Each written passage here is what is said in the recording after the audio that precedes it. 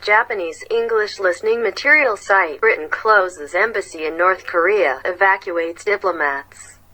Seoul, South Korea. Britain has shuttered its embassy in North Korea and all its diplomats have left the country, its ambassador said Thursday, as Pyongyang maintains strict entry controls to try to prevent a coronavirus outbreak.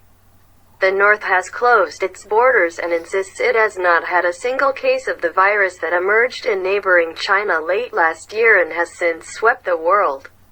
The closure was a temporary move and came because Pyongyang's restrictions on entry to the country have made it impossible to rotate our staff and sustain the operation of the embassy, a Foreign Office spokesperson said. Ambassador Colin Crooks tweeted, "The British Embassy in Pyongyang closed temporarily on the 27th of May 2020 and all diplomatic staff have left the DPRK for the time being."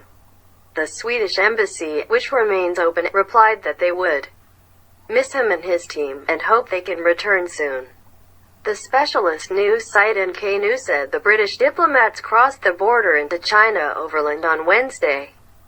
Britain intends to maintain diplomatic relations with the North and will seek to re-establish our presence in Pyongyang as soon as it is possible to do so, the Foreign Office said. Early in the outbreak, Pyongyang imposed tight quarantine restrictions on all resident foreigners, including a virtual lockdown in their own premises that Russian Ambassador Alexander Matsagora described as morally crushing. Those rules were later eased, and dozens of diplomats and other foreigners were allowed to leave the country in March when several missions in Pyongyang closed. Among them the German embassy and France's representative office. Paris does not maintain full diplomatic relations with the North. Hundreds of foreigners remain in the country.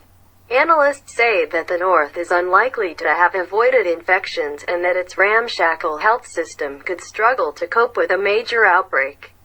That's all. Thank you. Listen to VOA.